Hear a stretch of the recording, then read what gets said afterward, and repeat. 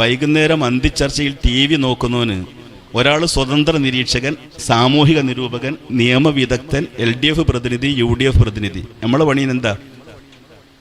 Anchor ഇങ്ങനെ ചോദിക്കും, 1.5 മണിക്കൂർ നമ്മളിങ്ങനെ നോക്കിക്കും. ആദ്യം പറഞ്ഞവൻ ഓനാ ശരിയും തോന്നുന്നു. രണ്ടാമത് LDF-കാരൻ്റെ പ്രസംഗം വൈകുന്നേരം കേട്ടാൽ അടുത്ത കൊല്ലം ഭരിക്കേണ്ടത് LDF-കാരൻ തന്നെ. UDF-കാരൻ്റെ പ്രസംഗം രാത്രി കേട്ടാൽ ഇനി അടുത്ത കൊല്ലം ഭരിക്കേണ്ടത്. നമ്മൾ ഈ പ്രസംഗത്തിൽ അല്ലെങ്കിൽ താത്വികമായ വിശകലനത്തിൽ നിന്നിട്ട് ഓൻ പറഞ്ഞതും ശരിയാ, അവൻ പറഞ്ഞതും ശരിയാ എന്നിടത്ത് നിൽക്കുമ്പോൾ ആലോചിക്കാനുള്ളത്, ഇവിടെ സുന്നി മുജാഹിദും ജമാഅത്തും ഒക്കെ ലാ ഇലാഹ ഇല്ലല്ലാഹ് നിർവചിക്കുന്നുണ്ട്. ലാ ഇലാഹ ഇല്ലല്ലാഹ് ഓരോരുത്തരും പുസ്തകമാക്കുകയും വാദപ്രതിവാദമാക്കുകയും പ്രസംഗിക്കുകയും ചെയ്യുന്നുണ്ട്. എന്നാൽ ലാ ഇലാഹ ഇല്ലല്ലാഹ് 2 കാലിൽ സഞ്ചരിച്ചു നടന്നിട്ടുണ്ട് മടവൂരിൽ നിന്ന്. ആരാണ് വലിയ എന്നതിന് പുസ്തകങ്ങൾ പരതി നടക്കുന്നതിന് പകരം ജീവിതാനുഭവ സാക്ഷ്യമായി ഈ മടവൂർ എന്ന ദേശം വലിയൊരു താത്വിക പ്രപഞ്ചത്തെ അല്ലെങ്കിൽ ഒരു ഫിലോസഫിയെ തുറക്കുകയാണ് എന്നാണ് എനിക്ക് പറയാനുള്ളത്.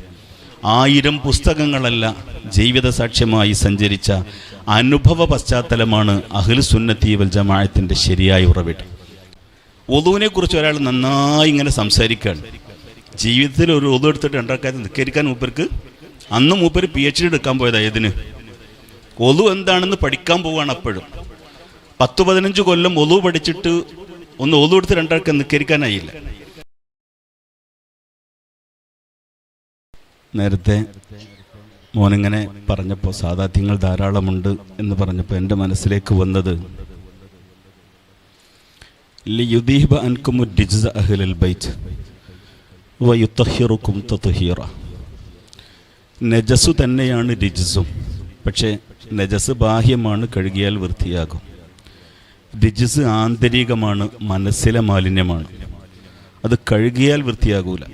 രിജ്സിനെ തത്ഹീർ ചെയ്യേണ്ടത് അഹ്ലു ബൈത്ത് കൊണ്ടാണ് എന്ന് ഖുർആൻ.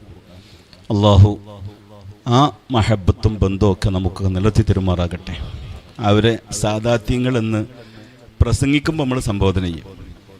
പക്ഷെ വേദിയും സ്റ്റേജും സമയമൊക്കെ ഉണ്ടാകുമ്പോൾ ആ സിയാദത്ത് പ്രസംഗത്തിലും ഉണ്ടാകൂല, വേദിയിലും ഉണ്ടാകൂല, ഇരുത്തത്തിലും ഉണ്ടാകൂല. അത് നമ്മൾ ആലിമ്യങ്ങൾ പ്രത്യേകം ശ്രദ്ധിക്കേണ്ടതാണ്. മഹാനായ CM ഖദ്ദസല്ലാഹു സിർറ അതിന് വേണ്ട പദവി കൊടുത്ത ഒരാളാണ്. ആ സ്വഭാവം നമ്മളിൽ എപ്പോഴും ഉണ്ടാകണം. അള്ളാഹു തആല അതൊക്കെ നിലനിർത്തി തരട്ടെ. എനിക്ക് നേരത്തെ പറഞ്ഞപ്പോൾ പുലി വാലാട്ടിയത് പറഞ്ഞപ്പോൾ ഇത്രയൊക്കെ എന്ന് നിങ്ങളാരും ചിന്തിക്കേണ്ട. മഹാനായ സഫീന റളിയല്ലാഹു അൻഹു മദീനയിൽ മസ്ജിദ് ഉണ്ടാക്കുന്ന സമയത്ത് റസൂലുള്ളാഹി തങ്ങൾക്ക് വേണ്ട വിധം സഹായിക്കുമ്പോൾ എല്ലാവരും ഓരോ പാറക്കല്ലെടുത്തപ്പോൾ സഫീന റളിയല്ലാഹു അൻഹു വലിയ 2 എടുത്തു. റസൂലുള്ളാഹി സ്വല്ലല്ലാഹു അലൈഹി വസല്ലം ആ സമയത്ത് അടുത്തേക്ക് വന്നിട്ട്, യാ സഫീന അൻത സഫീന, ഇനിയൊരു കപ്പൽ തന്നെയാണല്ലോ എന്ന് റസൂലുള്ളാഹി പറയുന്നുണ്ട്. ഇത്ര വലിയ ഭാരം ചുമന്നല്ലോ എന്ന്. ആരോഗ്യത്തിന് വേണ്ടി, ബറക്കത്തിന് വേണ്ടി റസൂലുള്ളാഹി ആ സമയത്ത് ദുആ ചെയ്തു കൊടുത്തു. ആ കരുത്ത് പറഞ്ഞപ്പോൾ എൻ്റെ മുമ്പിലേക്ക് വന്നത്, എന്നാൽ നടന്നു പോകുമ്പോൾ പുലിയെ കണ്ടു എന്ന് പറഞ്ഞപ്പോൾ പുലി ഇങ്ങനെ വാലാട്ടി നിൽക്കുകയാണ്. എന്തിനാ വന്നെന്ന് എനിക്ക് മനസ്സിലായി എന്ന്. ആഫ്രിക്കയിലേക്ക് പിന്നെ ഇസ്ലാമിക ദഅവത്തിന് പോകുന്നത് ഇതേ സഫീന റളിയല്ലാഹു അൻഹുവാണ്. വഴിയിൽപ്പെടുന്നത് പുലി തന്നെയാണ്. ആ സമയത്ത് സഫീന റളിയല്ലാഹു അൻഹു പുലിയോട് പറയുന്നൊരു വർത്താനുണ്ട്, ഇത്തഖില്ല അന മൗലാ റസൂലില്ല. ആ ഒരൊറ്റ ലഫ്ള് നിങ്ങൾ വേറെ ഒന്നും ആലോചിച്ചില്ലെങ്കിൽ ആ ഒരൊറ്റ ലഫ്ള് ഹദീസ് നിങ്ങൾ പഠിക്കണം. ഇത്തഖില്ല അന മൗലാ റസൂലില്ല. പുലിയോടാണ് ഈ പറയുന്നത്. ഇനി പടച്ചോനെ പേടിച്ചോ, ഞാൻ അള്ളാൻ്റെ റസൂലിൻ്റെ ആളാണ് സല്ലല്ലാഹു അലൈഹി വസല്ലം. ഈ ആത്മധൈര്യം മസിൽ പവറിൻ്റെ കാര്യമാണ് നേരത്തെ പറഞ്ഞ, കണ്ടാൽ തന്നെ പേടിയാകും എന്നുള്ളത്. മസിൽ പവറിനേക്കാൾ പവർ വേണ്ടത് ശരീരത്തിനാണോ ശക്തി വേണ്ടത്, മനസ്സിനാണോ ശക്തി വേണ്ടതെന്ന് വെച്ചാൽ ശക്തി വേണ്ടത് മനസ്സിനാണ്. ജിമ്മിനൊക്കെ പോയി രാവിലെയും വൈകുന്നേരവും ഒക്കെ മസിൽ ഇങ്ങനെ തടിപ്പിക്കുന്ന ഒരുത്തനുണ്ട്. പക്ഷെ അപ്പുറത്തുനിന്ന് ഒരു ഒച്ച കേട്ടാൽ ഞെട്ടി വറക്കും, പെണ്ണുങ്ങൾ ആശ്വസിപ്പിക്കേണ്ടി വരും. മദീന പള്ളിയിൽ റസൂലുള്ളാഹി പെടുന്നതിനൊരു സ്ഫോടനം കേട്ടല്ലോ. യാ അലി ഐന ദുൽദുൽ. ദുൽദുൽ എന്ന് പറയുന്നത് കഴുതയാണ്. പലപ്പോഴും അർത്ഥം വെച്ച് നമ്മൾ കുതിരാക്കി കളയലുണ്ട്. മുക്കൗക്കീസ് കൊടുത്തയച്ച കഴുത, സമ്മാനമായി കൊടുത്ത കഴുതയാണ് ദുൽദുൽ. റളിയല്ലാഹുവിനോട് അതിനെ വിളിച്ചിട്ട് അതിൻ്റെ പുറത്തേക്ക് പറന്നു കയറുന്ന മുഹമ്മദ് മുസ്തഫ ദ്രുതഗതിയിൽ ശബ്ദം കേട്ട ഭാഗത്ത് പോയി തിരിച്ചു വന്നിട്ട് പേടിക്കാനൊന്നുമില്ല, അത് നരകത്തിൻ്റെ മുകളിൽ നിന്നൊരു കല്ല് വീണ് ഇപ്പോൾ അടിയിൽ തട്ടി പൊട്ടിത്തെറിച്ച ശബ്ദമാണ്. മുന്തു സബഈന ഹരീഫ, 70 വർഷം മുമ്പാണ് അത് വീകാൻ തുടങ്ങിയത്, ഇപ്പോഴാണ് അടി തട്ടിയത്. നമ്മളൊറ്റാണെങ്കിൽ അങ്ങനെയാണെങ്കിൽ നരകത്തിൻ്റെ ആഴം കണക്കൂട്ടാനാണ് ഒരു പക്ഷേ നമ്മളെ യുക്തി പോവുക. അവിടെ റസൂലുള്ള പേടിക്കാനൊന്നുമില്ല, നരകത്തിൻ്റെ മുകളിൽ നിന്ന് വീണ കല്ലാണ്. കുല്ലമാൻ എളിജത്ത് ജുലൂദുഹും ബദ്ദൽനാഹും ജുലൂദൻ ഗൈറഹ. അങ്ങനെ ഉരുകി ഒലിക്കും തോറും വേറെ തൊലികൾ വന്നുകൊണ്ടിരിക്കുകയും ആ തൊലികൾ ഓരോന്നും ഉരുകുകയും ചെയ്യും മുകളിൽ നിന്ന് താഴോട്ട് വീഴുമ്പം എന്ന് സയ്യിദുനാ റസൂലുള്ളാഹി. ആ വലിയ സ്ഫോടന ശബ്ദത്തിൽ കരുത്തു കാട്ടുന്ന മുഹമ്മദ് മുസ്തഫ. ഒലബല്ല ഷജാഅത്ത്. പലർക്കും ഒലബുണ്ടാകാറുണ്ട്. നാട്ടിലെന്തെങ്കിലുമൊക്കെ സാധുക്കളുടെ കയ്യിൽ എന്തെങ്കിലുമൊക്കെ തെറ്റ് കാണുമ്പോൾ ഒലബ് വരുന്നതൊക്കെ ഷജാഅത്തായി കാണണ്ട. അത് നമ്മൾ മൂല്യന്മാർ ആലോചിക്കേണ്ടതാണ്. ഷജാഅത്ത് എന്ന് പറയുന്നത് ആ വ്യക്തിയിൽ പ്രകടമാകുന്ന ഹക്കിൻ്റെ മാർഗത്തിലുള്ള പ്രതികരണം. അല്ലാഹു തൗഫീഖ് ചെയ്യട്ടെ. ലാ തഗ്ലബ് ബിനഫ്സിക വലാകിൻ തഗ്ലബ് ബില്ലാഹ്. ഷജാഅത്തുള്ള ഒരാൾക്ക്, ധീരതയുള്ള ഒരാൾക്ക് അവൻ്റെ കാര്യത്തിൽ ദേഷ്യമൊന്നും വരില്ല. ഞാൻ പറഞ്ഞത് ഇങ്ങനത്തെ കേൾക്കാത്ത എന്ന് ചോദിച്ചിട്ട് പലപ്പോഴും അടി വരൽ, ദേഷ്യം വരൽ. ഞാൻ പറഞ്ഞതല്ല, പകരം അള്ളാഹുവിൻ്റെ വഴിയിലാണ് ഈ ഷജാഅത്ത് വരുന്നത്. അപ്പോഴാണ് ആ മൂത്രമൊഴിച്ചു പോകുന്നത് യുക്തിക്ക് ചേരുന്നത്. അള്ളാഹു അതൊക്കെ ഉൾക്കൊള്ളാൻ നമുക്ക് തൗഫീഖ് ചെയ്യട്ടെ. പലപ്പോഴും നമുക്കുള്ള ഒലബാനായി ചിലപ്പോൾ സംഘടനാ ബലത്തിലൊക്കെ ആക്രോശിക്കാൻ പോകും. അത് അത്ര ഒന്നും ബലം കിട്ടൂല. കാരണം അതിനേക്കാൾ വാട്സ് കൂടുതലുള്ള മൈക്കാണെങ്കിൽ ചിലപ്പോൾ ഇങ്ങോട്ട് പ്രതികരണം വരും. ഇത് എവിടെ നിന്നാണെന്ന് ചോദിച്ചാൽ അത് അകത്തുനിന്ന് വരികയാണ്. അതുകൊണ്ടാണ് ഈ മൂത്രമൊഴിക്കലിനെ നമുക്ക് ഉൾക്കൊള്ളാനാകുന്നത്. അല്ലാഹു തആല അതൊക്കെ കണ്ടറിഞ്ഞ് പോകാൻ നമുക്കൊക്കെ തൗഫീഖ് ചെയ്യട്ടെ. നമ്മുടെ ഉത്തരവാദിത്വം വളരെ കൂടിയ സന്ദർഭത്തിലാണ് നമ്മൾ ഇത്തരത്തിൽ ആണ്ട് നേർച്ചക്ക് അഭിമുഖീകരിക്കുന്നത്. സൂഫി ഇസ്ലാമിക് ബോർഡ് മിഞ്ഞാന്ന് ഉദ്ഘാടനം ചെയ്തിട്ടുണ്ട്. മതൊന്നും പ്രചരിപ്പിച്ചിട്ടില്ല ഔലിയാക്കന്മാർ എന്നതാണ് ആദ്യത്തെ ചർച്ച. ഔലിയാക്കന്മാർ മതൊന്നുമല്ല പ്രചരിപ്പിച്ചത്, പകരം സ്നേഹമാണ്. എല്ലാവരും പരസ്പരം സ്നേഹത്തിൽ, ജന്തുജലാദികളോട്, സസ്യലതാദികളോട്, വൃക്ഷലതാദികളോടൊക്കെ നല്ല സ്നേഹത്തിൽ കഴിയണം. ഇസ്ലാമൊന്നുമല്ല. പക്ഷെ പേരെങ്ങനെയാണ്? ഇസ്ലാമിക് ബോർഡ് എന്നാണ്. എന്ന് പറഞ്ഞാൽ മെൻ്റലി ഇസ്ലാമിക് കൺവേർട്ടഡ് ഒരു സൊസൈറ്റിയെ സൃഷ്ടിക്കുകയാണ്. മാനസികമായി ഇസ്ലാമിൽ നിന്നും മാറിപ്പോകുന്ന ഒരു സംവിധാനത്തെ ആസൂത്രിതമായി സൃഷ്ടിക്കുന്ന കാലത്താണ്. വലിയ എന്നതിൻ്റെ പര്യായം തന്നെയാണ് സൂഫി എന്ന് ലോകത്തോട് നമ്മൾ പറയേണ്ടത്.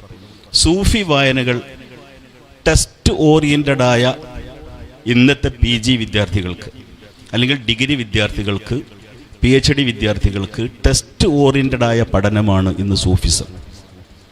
സൂഫി അക്കാഡമി ഉണ്ട്.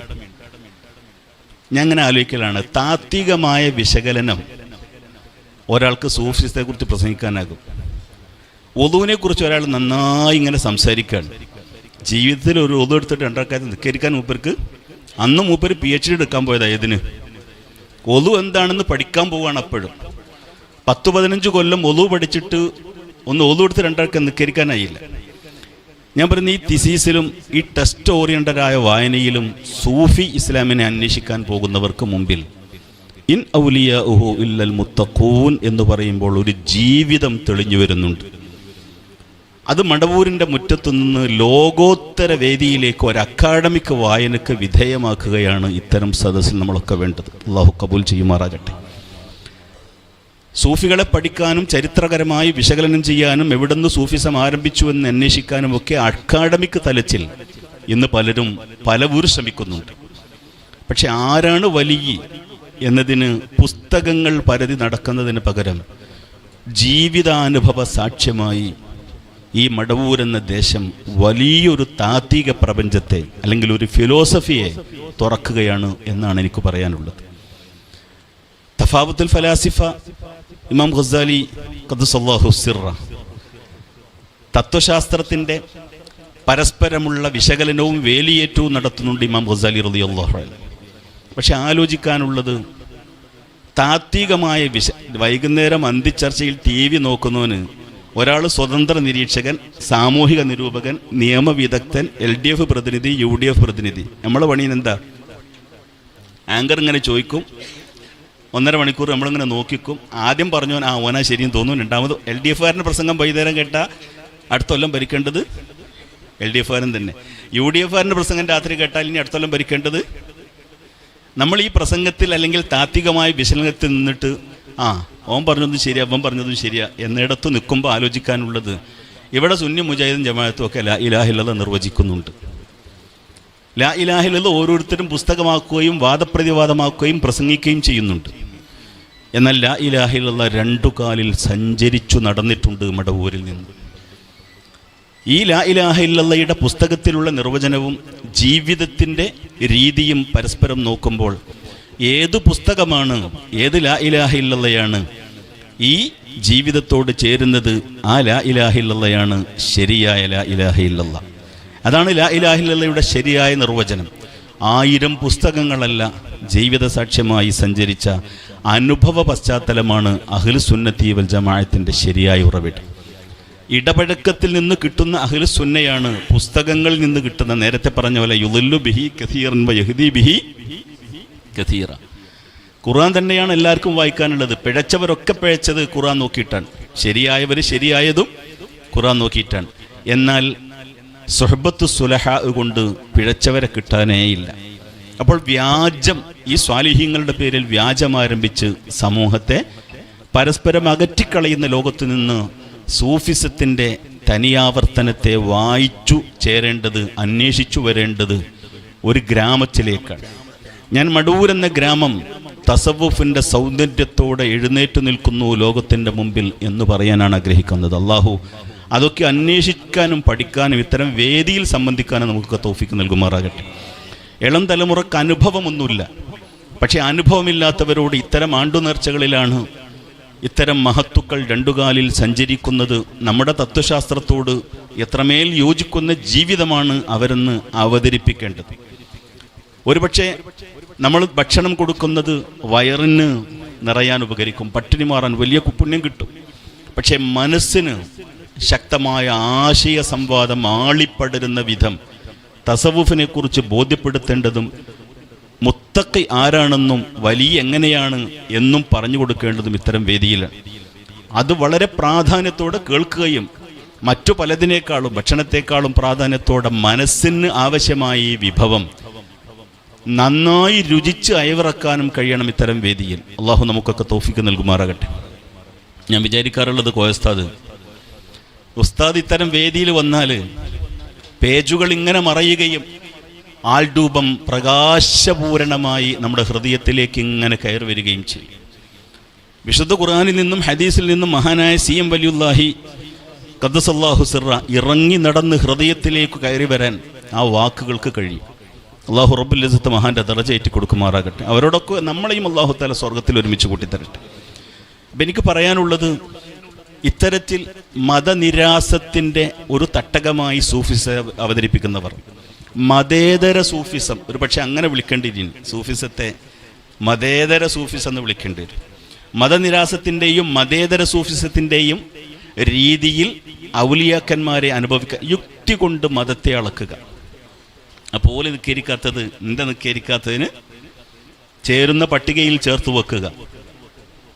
ഞാൻ ചിലപ്പോൾ സ്ത്രീയോടുള്ള ഇടപഴക്കത്തിനും അവിഹിതമായ രീതിയിൽ ജീവിക്കുന്നതിനുമൊക്കെ എൻ്റെ പ്രതീകവൽക്കരണമായി, എൻ്റെ ഉദാഹരണമായി ഇത്തരം മഹത്തുക്കളുടെ ആധ്യാത്മിക സൗന്ദര്യത്തെ അവതരിപ്പിക്കുക. എത്രമേൽ വൃത്തികെട്ട ഏർപ്പാടാണ് ഇതെന്ന് ആലോചിക്കണം. ഒരിക്കലും രക്ഷപ്പെടാൻ സാധ്യതയില്ലാത്തവരാണ് ഇവർക്ക്. കാരണം പച്ച കുഫറിലേക്ക് സമൂഹത്തെ എത്തിക്കാനേ ഇത്തരക്കാർക്ക് കഴിയും. അല്ലാഹുവിൻ്റെ അടിയാറുകളായ യഥാർത്ഥ അബ്ദ്, അടിമത്വം എന്ന് പറയുന്നത് പലരും പലതിൻ്റെ അടിമയാണ്. കള്ളിൻ്റെ അടിമയായവരുണ്ട്, ചിലപ്പോൾ പ്രസംഗിക്കാൻ വന്നവൻ പണത്തിൻ്റെ അടിമയാകും. അല്ലാഹു കാക്കുമാറാകട്ടെ.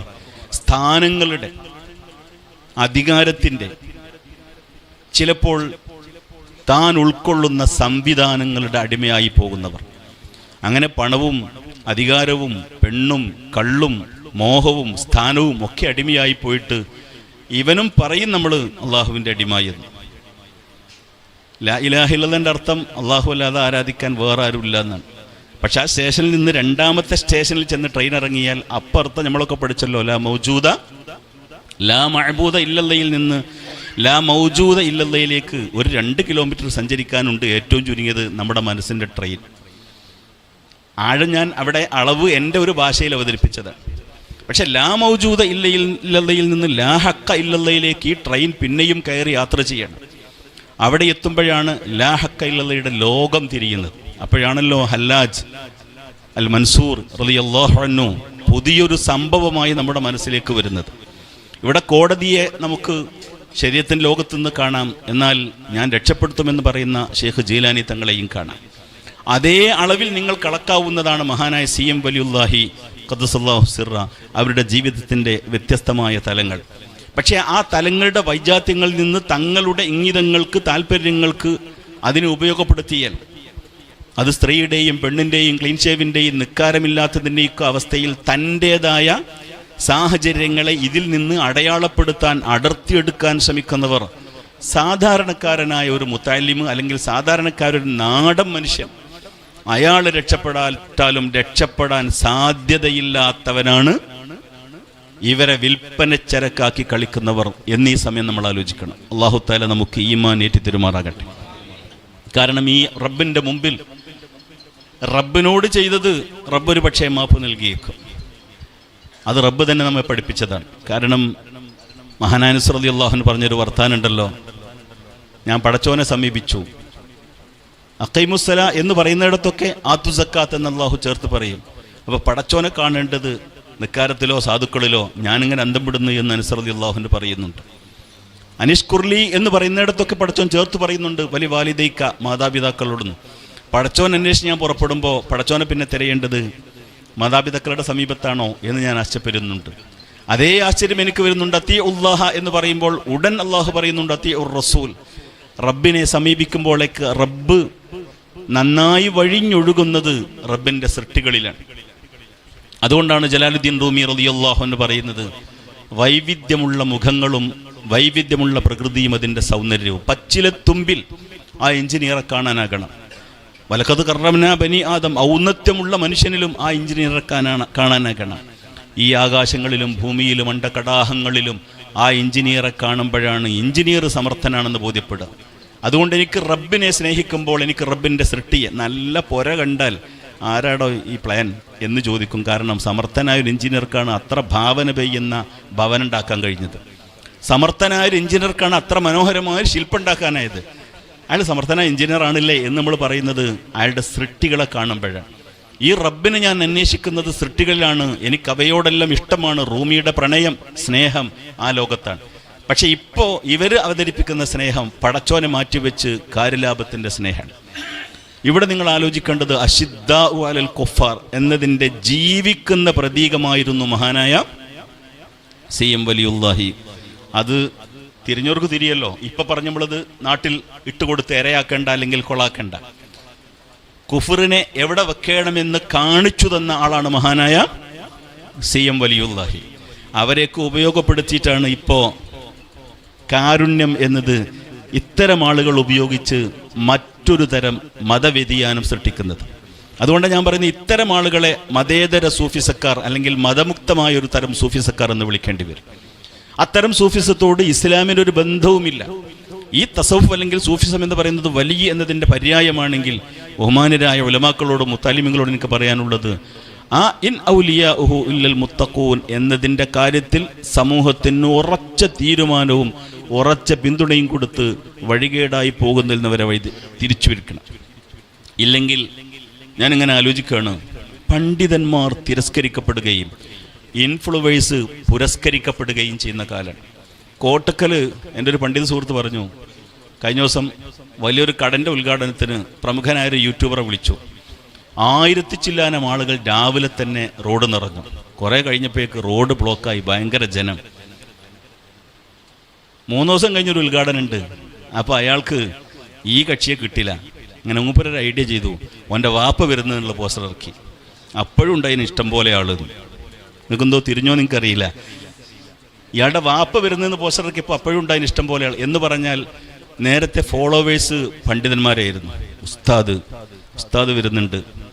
വിളക്കത്തിരിക്കുന്ന കുട്ടികൾ, ഈയാമ്പാറ്റകൾ വിളക്കത്തേക്ക് വരുന്ന പോലെ ഗുരുമുഖത്തു നിന്ന് ഒരു പേജിൽ ഫർളും അടുത്ത പേജിൽ ഷർത്തും അതിൻ്റെ അടുത്ത പേജിൽ സുന്നത്തും നന്നായി കാണാതെ പഠിച്ചിട്ട് ഫൈസി എന്ന ബിരുദം നേടിയിട്ട് ഞാൻ മുലേരാന്ന് പറഞ്ഞിടുന്നുകൊണ്ട് സുജൂദിൻ്റെ സൗന്ദര്യം അനുഭവിക്കാൻ കഴിയില്ല.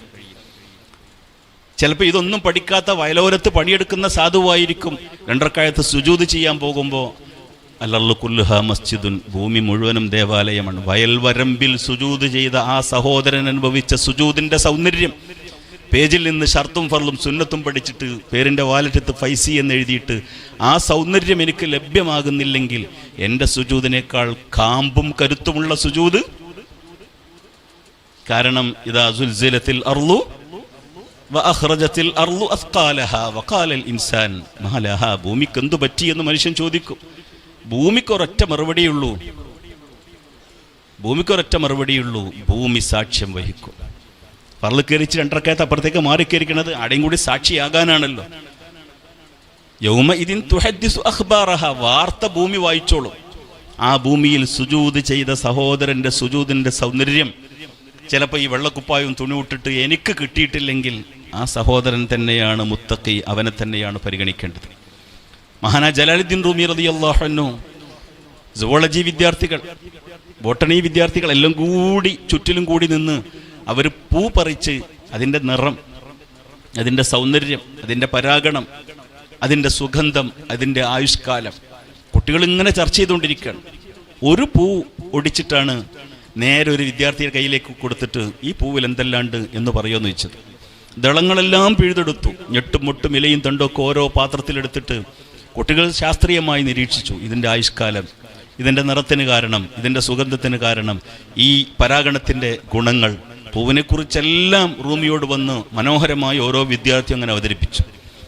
റൂമി എല്ലാം ശിരസ വഹിച്ചിട്ട് ചോദിക്കുന്നൊരു ചോദ്യമുണ്ട്. ജലാലുദ്ദീൻ റൂമി റളിയല്ലാഹു അൻഹു. റൂമിന്ന് കേൾക്കുമ്പോൾ നമ്മൾ റളിയല്ലാഹുവിന് ചെല്ലാതെ പോയത് നമ്മളെ കലണ്ടറിൽ ഇതില്ലാതെ പോയിട്ടാണ്. ജലാലുദ്ദീൻ റൂമി റളിയല്ലാഹു അൻഹു. അപ്പോൾ ചോദിക്കുന്നൊരു ചോദ്യമുണ്ട്.